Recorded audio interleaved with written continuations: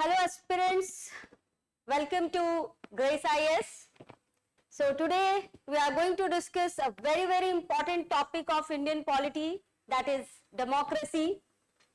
Most of us and maybe all of us would be knowing about democracy. It's a form of government, and you might be knowing about the meaning of democracy or definition of democracy in a very simple term. Most of us would be knowing that democracy is a form of government by the people, for the people, of the people, right? So the entire concentration of democracy is on the people. It's a people's rule. That's what makes democracy quite different from other form of government, and also a popular form of government. Form of government. So we'll look into the the spread of democracy.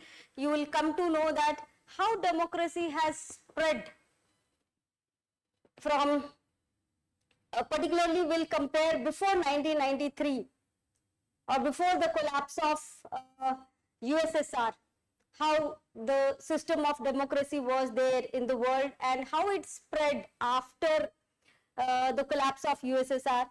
We'll look into the basics of democracy. What is democracy? What are its features, merits and demerits of democracy?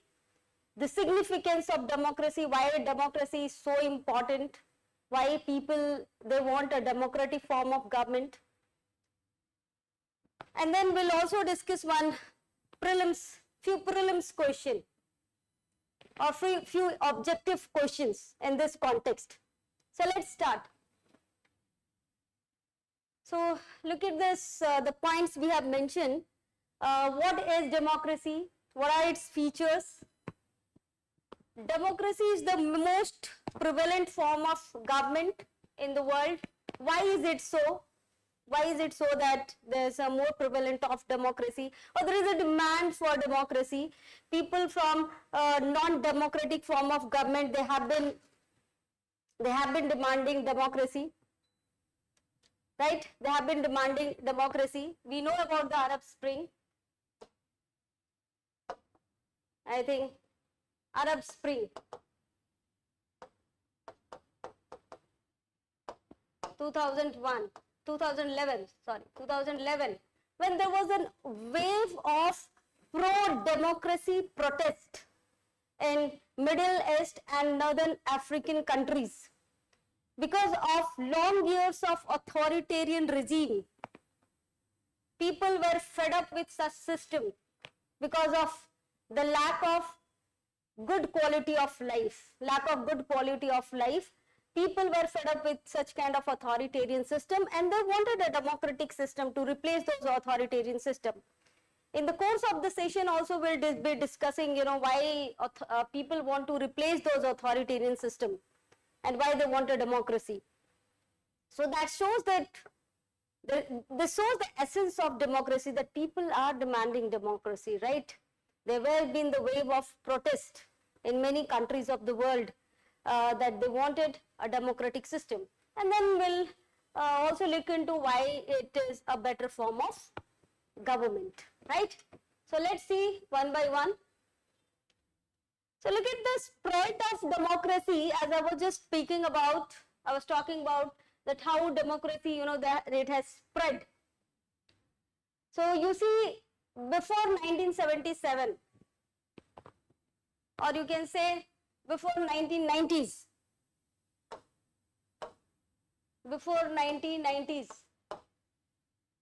democracy, you can see at the very few countries they were democratic. Very few countries they had democracy. The European, the America, isn't it? North America, particularly USA and Canada.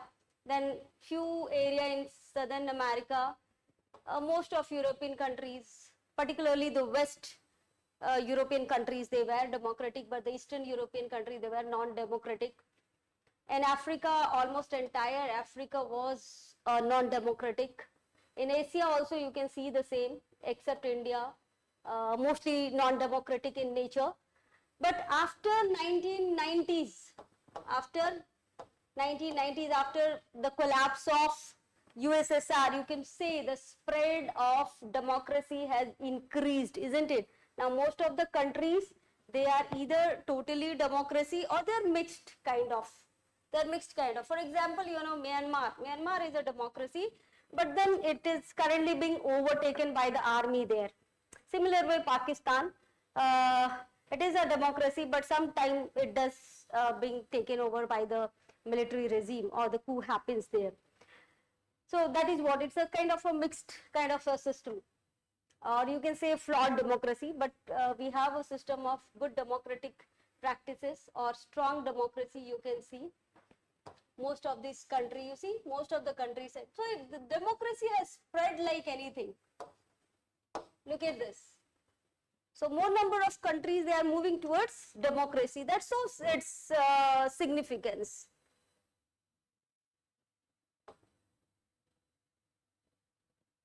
So look at the definition of democracy. What do you understand by the term democracy? So democracy, it's come from the Greek word demokratia. Democratia. Demo means people, cratia means rule.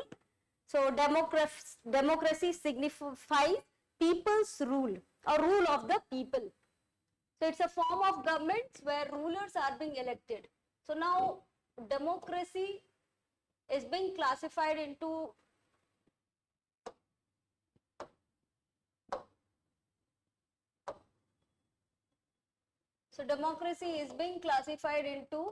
direct and indirect. So democracy is being classified into direct and indirect. So direct democracy, where the people directly rule. Indirectly through their representative. So representative form of government, right? So in India, what type of democracy we have? Do we have direct democracy or indirect democracy? Yes? So we have both. In India. At the union level, at the state level, we have indirect democracy. But when it comes to local self-government, we have direct democracy, particularly it is said at the village level. Gram Sabha is the embodiment of direct democracy. So if the questions come regarding if we have, you know, direct and indirect democracy, if India has the both, yes, it does have the both. It has the indirect democracy at the union level, in the parliament, you know, through the members of parliament we are being ruled. At the state level, through the members of legislative assembly, through the MLAs, right? They're the we send our representative to the legislature. So it is representative democracy, indirect democracy at the center and the state, but at the local self-government, particularly at the village, at the grassroots level. The Gram Sabha is called the embodiment of direct democracy, where all the adult members of the at the gram level, they meet in under this Gram Sabha, and they participate in the proceedings, right? They participate in the proceedings. So that shows that Gram Sabha is a direct embodiment of democracy, right? So classification of the government, democratic and non-democratic, we'll look into in more detail in some other session. So just little bit, I'll give you an idea over here. So democratic, we just understood little bit that democracy is a form of government where the rulers are being elected, isn't it? So it's an elected form of government. That's very important. That's the keyword you must remember.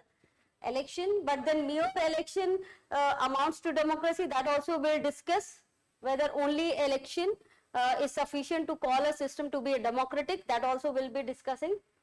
So democracy and non-democratic. So democracy, where people, they chooses their representative in a free and fair election. That's very important, you know. mere election does not make a system democratic. Like I gave you the example of Pakistan. There is a system of, election, and it is a democracy. It is a democracy. But if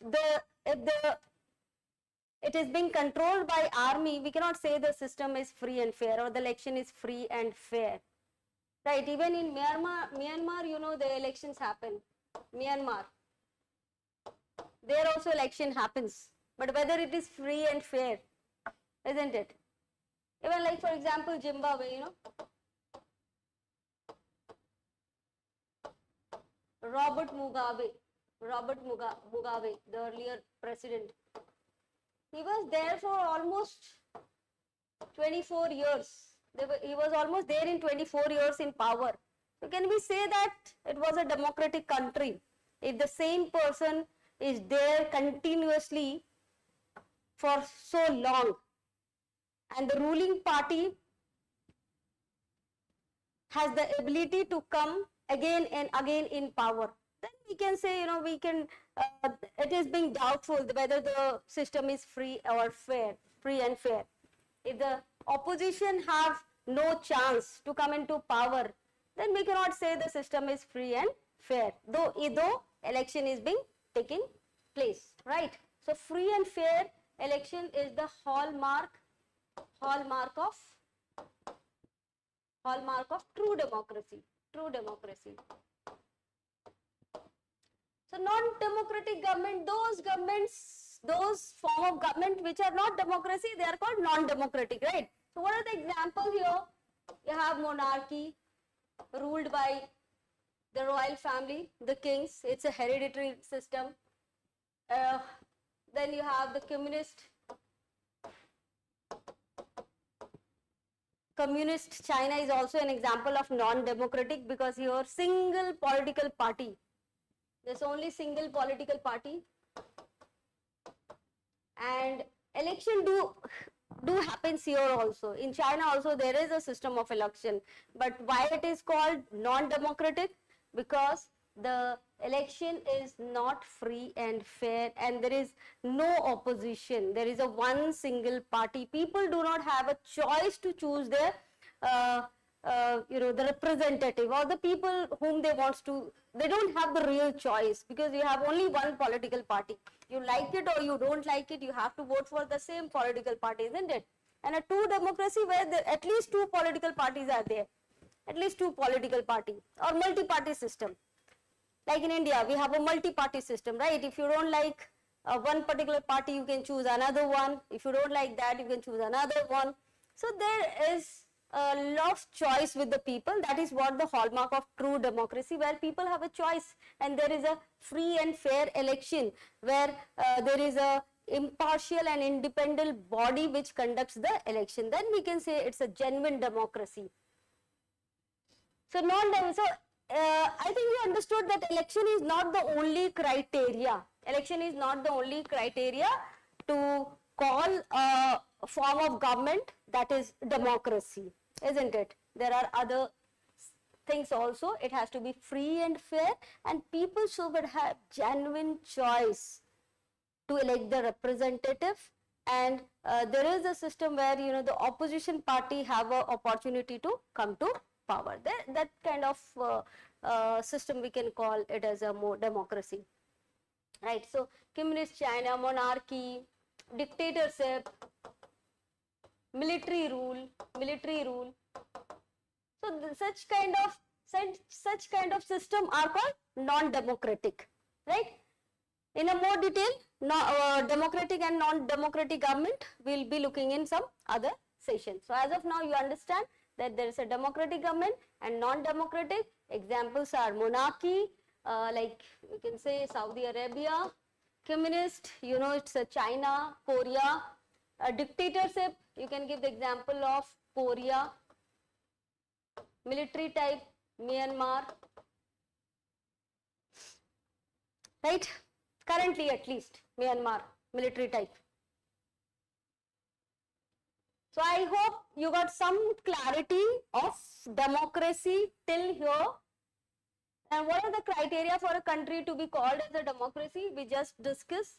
It is not only mere election which make the country democratic, but the election should be free and fair, conducted by an impartial body. Like in India, we have the Election Commission of India, which conducts the election, and you know the ECI is it's a free and fair body. It's an independent body. It's a constitutional body, and it has its own power, and it works without any fear and favor, right? It has lot of constitutional protection, which makes the Election Commission of India a very strong body, which can conduct elections without any fear and favor, right?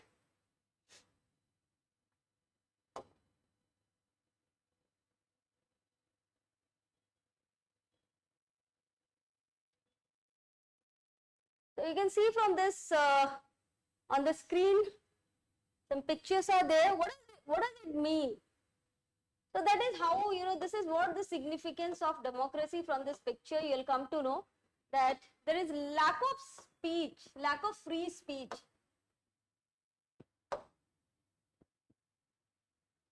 Lack of free speech.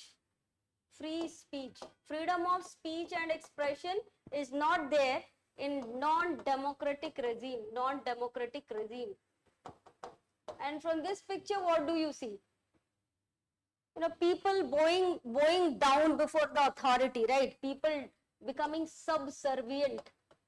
People becoming subservient before an authority. But in a democracy, it is the people who are masters, right?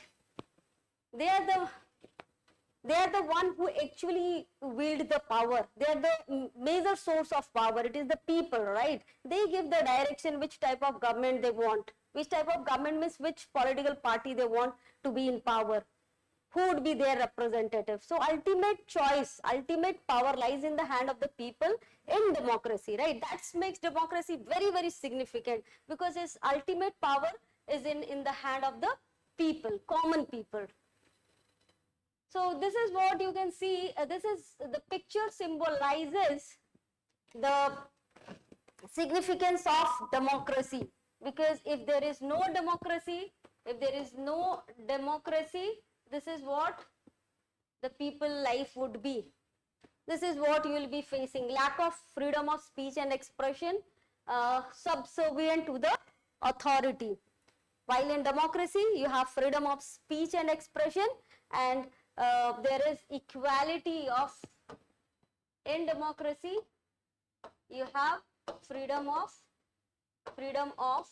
speech and expression, as well as equality before law. So this is how democracy is different from non-democratic regime. I hope it's making sense. I'm making sense to all of you. Look at the features of democracy. So we just discussed about the meaning of democracy and also the significance of democracy. What is the features of democracy? So democracy is a form of government which the rulers are elected. So one point is that it is elected form of government. Rulers are being elected, so it's an elected form of government. Just now we have discussed, but again I have discussed also that mere election does not make the system democratic. We have seen the election do happens in the monarchical system like Saudi Arabia. Election do happens in communist China, where there is only one political party, but that does not make the system democratic, right? But then yes, election is very important. There has to be election, but of course free and fair. Free and fair, that's very important. The second features in a democracy, the final decision making power rests with the people. So I've just discussed that in a democracy it is the people who are the king, right? They are the major source of power. In fact, the entire source of power comes from the people. It is the people who give direction and shape to the kind of government they want, or kind of the political party they want to bring in the power. So ultimate decision making, that who should be ruling, it is the people who decides which political party will be ruling.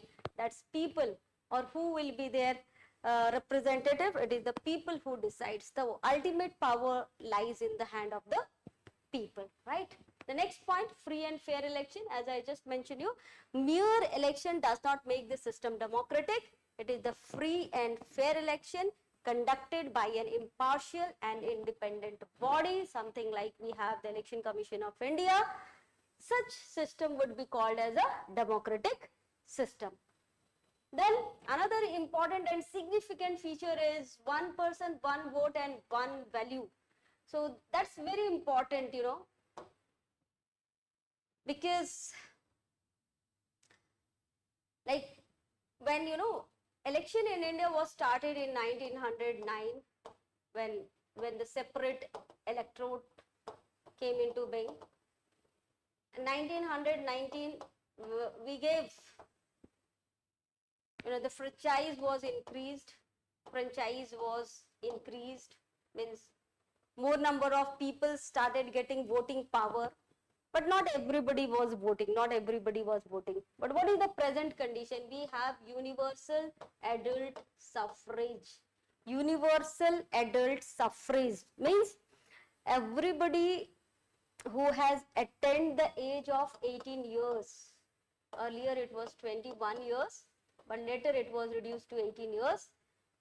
And irrespective of any discrimination based on color, gender, caste, everybody is eligible who are 18 years of age, both given to man and women, right? So no discrimination on the basis of gender. 18 years. Of course, who are not barred by law. It's not like all the people who are 18 years of age, who are adult, they will be eligible. The eligibility may depend upon the law made by the parliament. Somebody may be barred, like those who are criminals and all. So those people may be barred from taking part in the election, right? Otherwise, it's an universal adult suffrage. If you are not barred by law, you are eligible to vote if you have attained the age of 18, right? And if you have the necessary documents, your election card and all. Right? So one person, one. So it doesn't, see, every person has same value of vote. It's not like, somebody who is rich, they will have more value of vote. Somebody who is poor, the value of vote will be less. Isn't so? So one person, one vote. Whereas like some countries like Fiji, there is a discrimination where those who are indigenous people of Fiji, their vote of the value of vote is more in comparison to the Fijian who are of Indian origin. So Fiji is a country, small country. So they have the population, those who are indigenous, who are the original inhabitants, and then there are Indian Fiji, those migrated from India. So they also started residing there, they became the citizen of the country. But there is a discrimination. Those who are indigenous or the original Fijian, their value of vote will be higher in comparison to the Indian Fiji. So that shows there is a discrimination, right? But in India, we have the universal adult suffrage. Whosoever is the citizen of the country, whosoever is the citizen of India, attain the age of 18 years, irrespective of any gender, irrespective of caste, clan and property, everybody has same value of vote, right? For example, you see more progressive country like UK and even USA, the women got voting rights very late. In UK it was 1918. Later on in 1924 it became all the women were given eligibility to vote. USA it was 1920. You know, the USA Constitution came into force in 1789. So these were the progressive countries, isn't it? USA, we look up to them in terms of, and USA, the oldest democracy. But even USA has given women right to vote in 1920.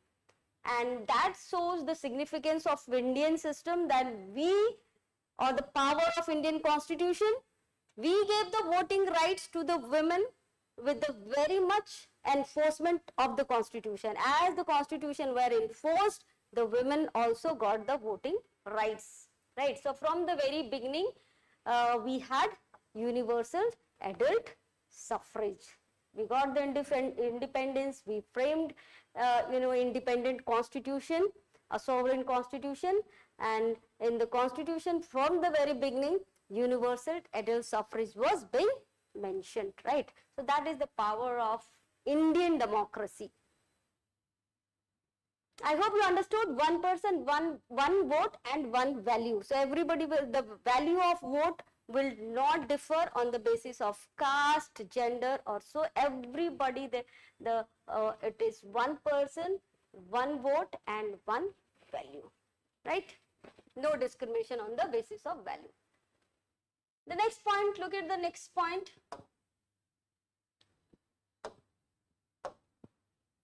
Rule of law and respect for rights. So again, it's a very, very important feature of a democratic system, where the democracy means there is a system of rule, the system of rule of law, that everybody is equal in the eye of law. Everybody is equal in the eye of law. Absence of privilege. Absence of privilege. So these, this kind of thing has come in your prelims also, that what does, right to equality means, or rule of law. That means absence of privilege. And the rights of the citizens is being protected. The rights of the citizens. So, as per Article 32 of the Indian Constitution, if any citizens, their fundamental right is being violated, they can directly approach to the Supreme Court to get their right addressed, right, or restored. So that is what the significance or feature of democracy, that it is an elected form of government, it is based on free and fair election, it has one person, one vote, everybody's value of vote is same, and there is a rule of law and respect for the rights of the citizens. Without rights, that it has no, democracy has no meanings if the people, they don't have rights. So Article 19 that deals with the 6 democratic rights of the citizens, right? Including freedom of speech and expression. I hope till here you got some idea, good idea of features of democracy. Let's move to the next slide.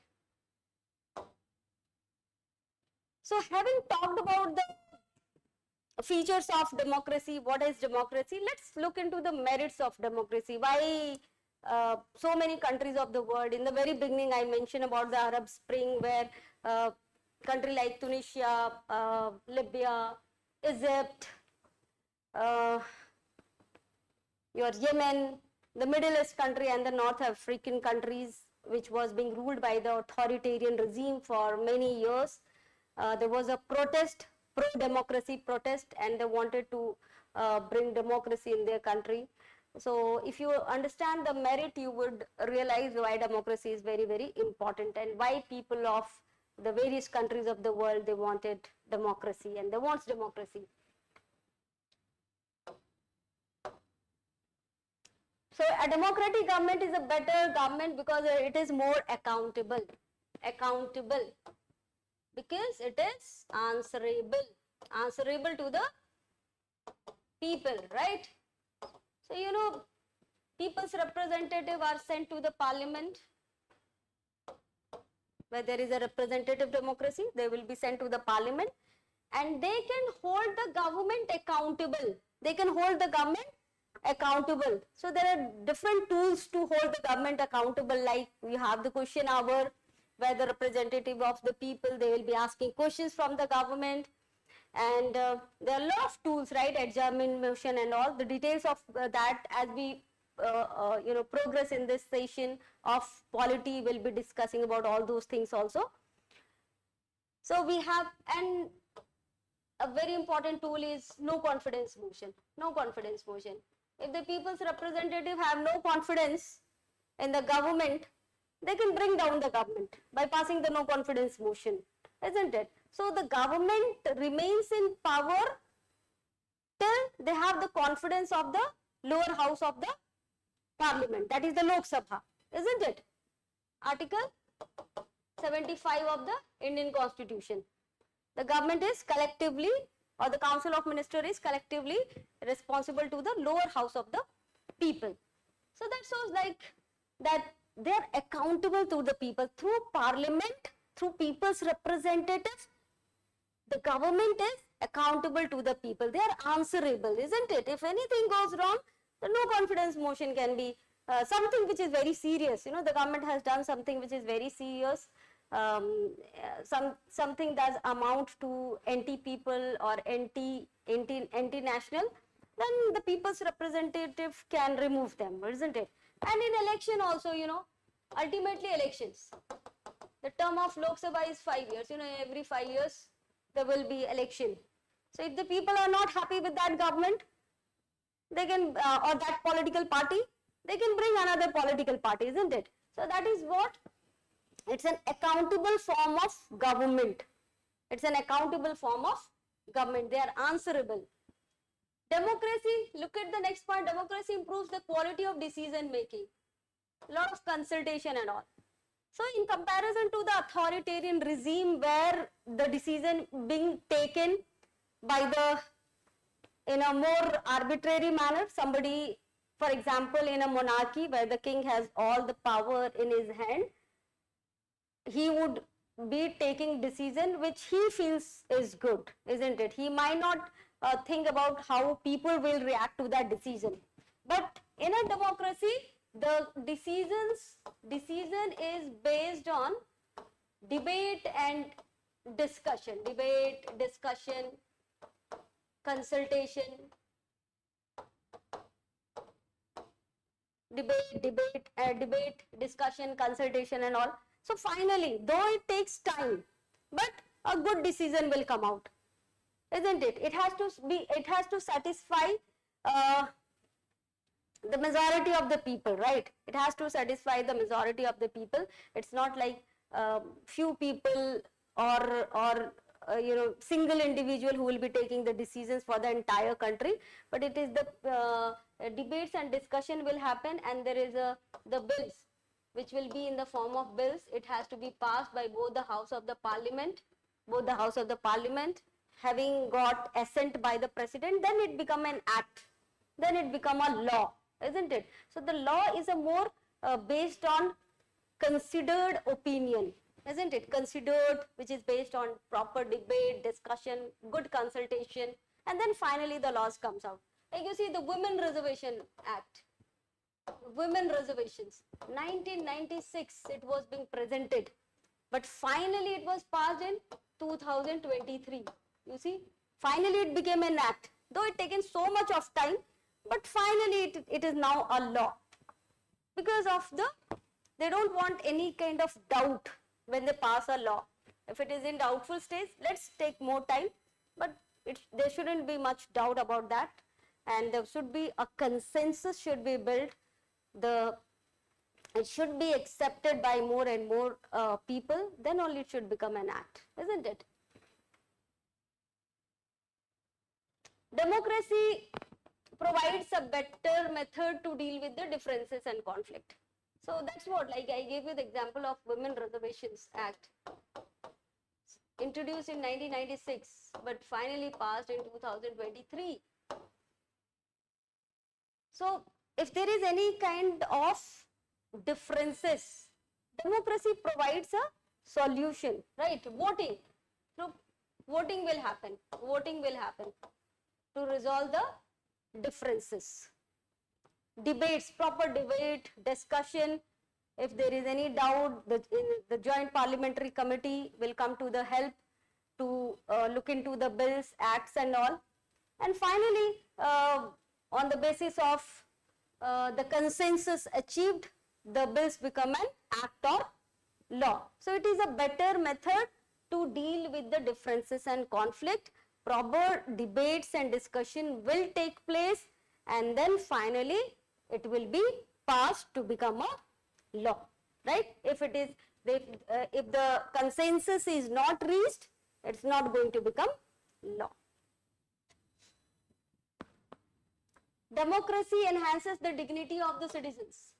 Democracy enhances the dignity of the citizens. Dignity of the citizens. How come? Because people believe they have the entire control in their hand, isn't it? They can choose the government. They can choose the government.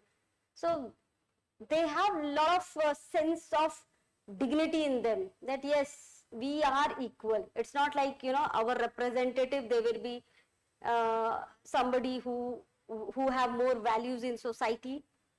But even we have, because we are the one who have chosen those representatives, and we have the power to bring them down. We have the power to bring them down, isn't it? In the next election, you don't choose them. They are gone. So the people's representative or the lawmakers, they have power as long as we want them to have the power, isn't it? So it gives them a sense of control. People feel that yes, we can control the system or the government. It is we. So that gives them a sense of dignity. We are all equal. We are all equal. Nobody is privileged. Nobody is privileged. And we have the ultimate control, isn't it?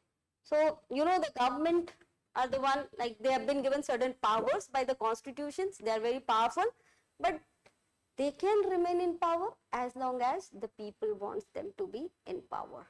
So final power in the hand of the citizens of the country. And they also know that their rights is being protected. Nobody can take away their rights. They have a system based on rule of law, and the right is being protected by the independent judiciary. And these all things gives them a sense of dignity and self-respect, right? The next point, democracy is better than other forms of government because it allows to correct its own mistakes. So again, you know, see, democracy, why it is a better form of government? Because the mistakes may happen. It's not like, you know, the people representative who makes laws, they are invincible and they are somebody who can't make any mistakes. But definitely, if there is any mistakes, it can be corrected, that can be changed, right? So that's why even if the law is being made, we can change it. Amendments can be done or not. Amendments can be done. Amendments to the law can be done. Changes can be brought to the laws. Or if they feel that the law is not at all suitable and it is not a good law, it can be scrapped altogether, right? Like for farm laws. Now recently this farm law was passed and there was a lot of protest against this farm laws. So the government passed it. It became a law. Finally, you know, it was the concession happened, and then finally the government made it passed from the parliament. It got the assent also, but then it has to be repealed because people did not accept it. People protested against it. So yes, it was repealed, isn't it? So through changes, through withdrawing of the laws which are not good or has outlived its purpose. So that's why democracy is a better form, because it allows to correct its own mistakes, isn't it? Because there are not one person or two person, you know, the people's representative. Parliament is called microcosm of the country. People from all the parts of India being sent there. and they can raise their doubts, they can raise their concerns, and which has to be addressed, isn't it? So that's the reason why democracy is a good or a better form of government in comparison to the other form of government. It is said that it is the best among worst form of government. It is the best among the worst form of government, because you see, nobody likes government. Government means control, isn't it? Government means they will have control over people's life, and nobody wants to be controlled. But then, to live in a society, a civilized society, government is must. It is must. We should have some system of government. But then nobody likes the control, isn't it? That is also one thing. So in comparison to the various form of government, democracy is called as the best form of government. Why it is the worst? Why? Because any government is worst. Any government means bad, because it controls the life of the people, isn't it? Through various rules, regulations and all. But why it is a best among the worst form of government? Because here people have control over the government. People have control. Though there is a system of government which controls people's life, but the people have say, the way they want to be controlled, So that is why it is a better form of government. I hope I'm making sense and you are getting more and more clarity about democracy we have just discussed. So we have done with the merits. Let's look into the demerits. So if there is any demerits in the system. So these are the demerits of the system. You see, the leaders keep changing, that's results in instability, because elections result huge expenses, huge public money gets spent during the election, isn't it? Those money could be utilized for more progressive and developmental activities. But then election is a reality and we have to conduct. So every 5 years the election is being conducted, and many a time if there is an hung assembly, when there is a hung assembly or coalition government, there could be a chances of more instability. There could be a chances of instability. So during 1996 to more particularly 1998, during this term there was a lot of instability, and we had 2 to 3 prime minister during this small period of time. There was a coalition government, one failed, another came. So there was a lot of instability and all, and instability would somewhere paralyze the law making, isn't it? The policy would not be made, or strong policy, we cannot come up with the strong policy when there is a lot of instability. So that is what a long-term policy, it is difficult to make in a democracy. If this time there is a government of one political party, what if the next time another political party come to the power and they change the policy of the previous government? So long-term policy becomes very difficult, and in that way you can say that predictability becomes very difficult, because people wants to predict after 10 years, after 15 years what will happen.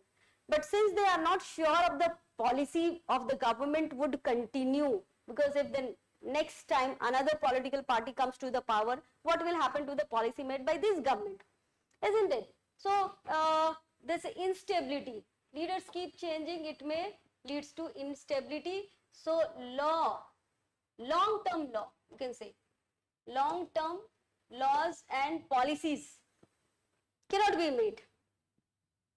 So that is one demerits, because for development you need a long-term policy, isn't it? Political competition and power play, no scope for morality. So politics is being hated. Why it is being hated? Because people believe there is all the political leaders, they are fighting among themselves. They are not there to serve the interest of the people, but they are there to serve their own interest, isn't it?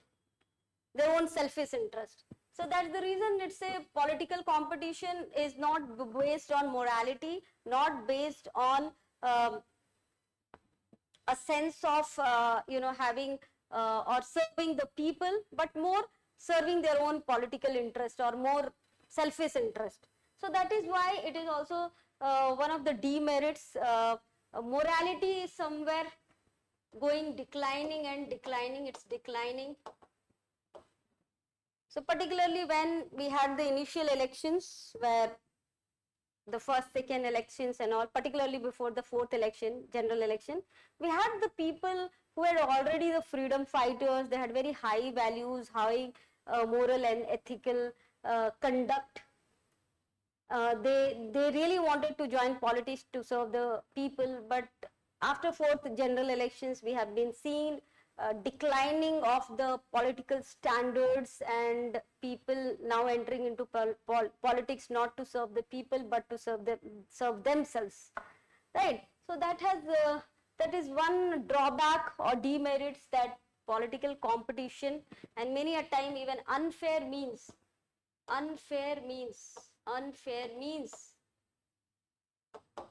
money and muscle power is being utilized to win the election, which has also resulted in the criminalization of politics. People with questionable background or even criminal background, they are entering politics, right? Or they are helping the people to win the elections. So definitely we can say that the moral standard has been coming down and people are not very happy with that.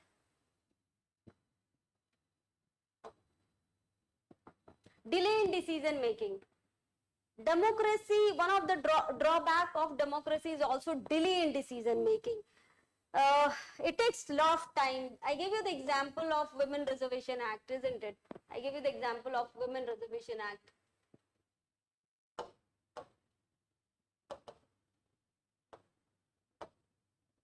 So look at this, 1996, 2023. Look at the time period it took to finally get the validity. So lot of delays happen in decision making. UCC, we have been, though we know UCC is very, very important, but even after the independence, more than 75 years of independence, we have not been able to bring that.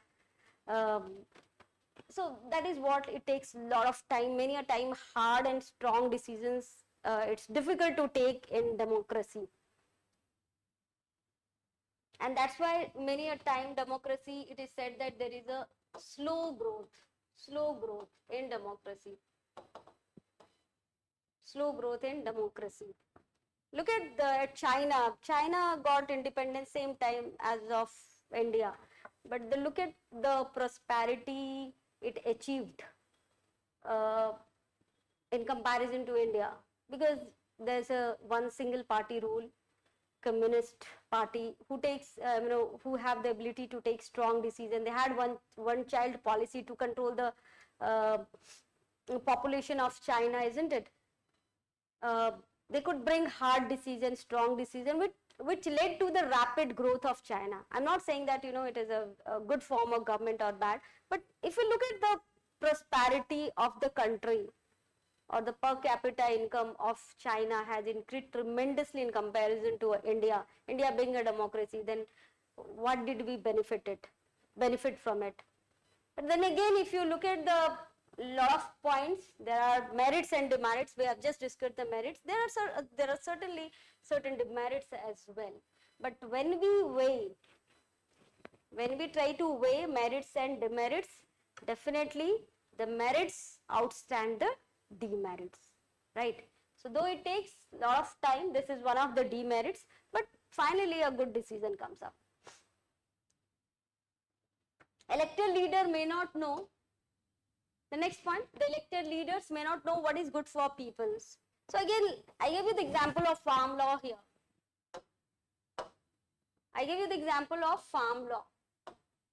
Which was being highly protested So though it became a law, people protested. So that shows that it's not like all the time people's representative, they will know people nerves and they will know what is good for people. Sometimes they may come up with the law which the people may not like it. People may not like it, isn't it? The example is your farm law, which was not liked by the farmer community, for which it was being meant, isn't it? They were being not properly consulted before making the laws. So because of that protest, we have to repeal it, isn't it? So this point is about that many a times the leader may not know what is good for us. They may make certain laws which might not be taken well by the people and they may have to be repealed. So I hope you understood the demerits, that what are the demerits? That it may result in changing of the government, it may result in instability, and also we have seen in many where they don't have a good majority, good number of majority, what happens?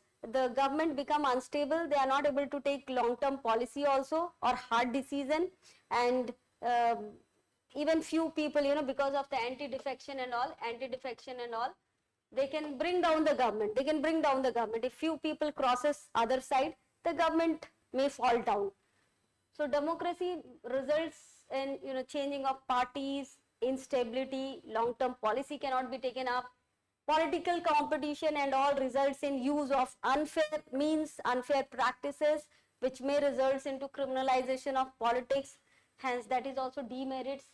Moral standards being declining. Delay in decision makings, because ultimately the consensus has to be built in a democracy which may take so much of time. That is also one of the demerits. And finally, the elected leaders may not know everything that is good for the people. They may come up with the laws which may not be taken well by the people.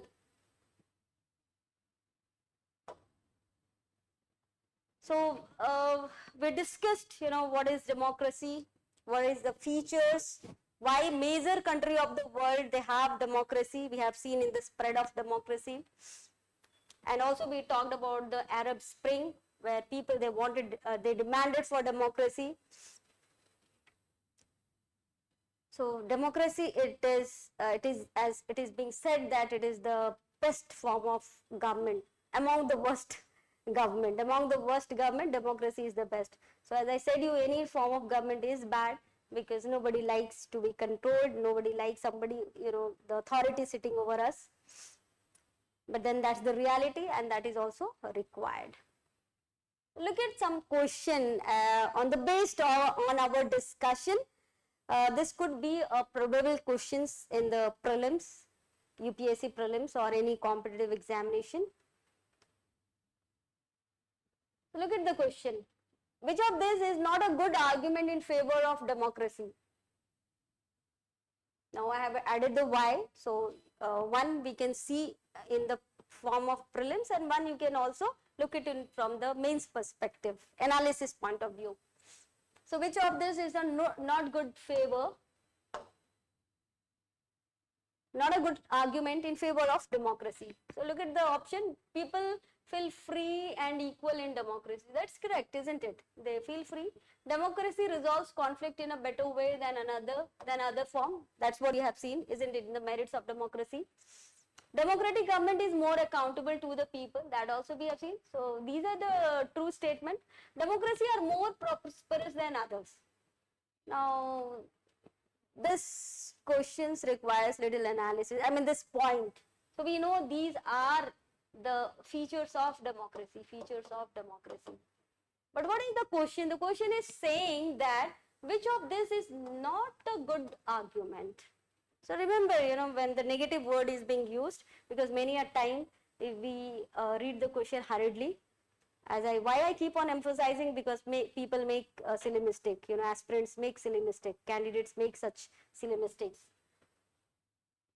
So as per the question, not a good argument, but these all are good argument, isn't it? So these all are incorrect, and this is correct. Why I would say?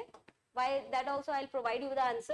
Democracy is more prosperous than others. So these all points we have discussed, but did we discuss this, that democracy would result in prosperity? Not necessarily, not necessarily. As I give you the example of China, which is a non-democratic government, but in comparison to the per capita income, in comparison to India, it is huge. It's 25, almost $25,000, isn't it? $25,000 per capita income. Whereas India, it is $10,000. $10,000 per capita income, 10,000. So look at the gap, isn't it? China being a non-democratic country, India being a democratic country, but look at the GDP also. When you look at the GDP, it's already $18 trillion, $18 trillion. Whereas India, it is moving towards $4 trillion. It is moving towards $4 trillion, India, isn't it? So huge gap. So democracy not necessarily increase the prosperity. We have a democracy which are poorer. And compared to Saudi Arabia as well. Saudi Arabia, the per capita income is $35,000 per capita income. Ours it's 10,000, isn't it? And Saudi Arabia is a non-democratic country, monarchy. So this is the correct answer, D, as per the question, that which of these is not a good argument in favor of democracy. So first A, B, C, D are in favor of democracy, that is an argument in favor of democracy, whereas D, democracy not necessarily results in prosperity. I hope I made the things clear. Yes? Move to the next question. Which of the following is the feature of democracy? Again, very easy question, this one, I guess. Free and fair election. Yes, we know that there is a free and fair election has to be there. One vote, one value, that also we know, isn't it? We have just discussed in the session. Every citizen is eligible to vote. Is it correct? Correct. Respect for rule of law and rights. That's also correct. So what is wrong in that? Which of the following are the features of democracy? So all means all of the above. Answer should be D. All of the above. Isn't it? No. It's not all of the above, because fair election, yes, correct. One vote, one value, correct. Every citizens are eligible to vote. Is it correct? No. There is some eligibility criteria, isn't it? So read the why I chosen such kind of statement, just to make you more concentrate on the statement. When you read, you have to be really focused. I mean, if we read superficially, we'll see all the statement is correct. Yes, every citizen is eligible to vote. But is it every citizen or somebody who has attained 18 years? Adult, isn't it? So we have universal adult franchise, isn't it? Even somebody who is below 18 years, they are citizen of the country. But are they adult? If they are not adult, will they be eligible to vote? No. So it's not every citizens. Those who are adult, 18 years above and not barred by law, they will have the voting rights, isn't it? So the answer as per this, you have the first statement correct, second correct, 3 incorrect, 4 correct. So 1, 2, 4. C is the correct. Yes? C would be the correct answer.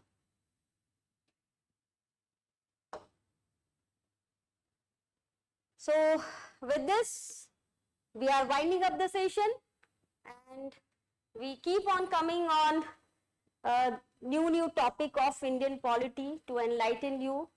Any doubt you have, definitely you can put it in the chat box. We will resolve it.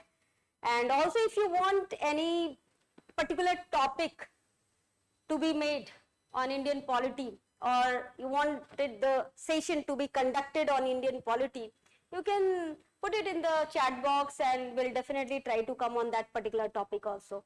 All right. So thank you. All the very best.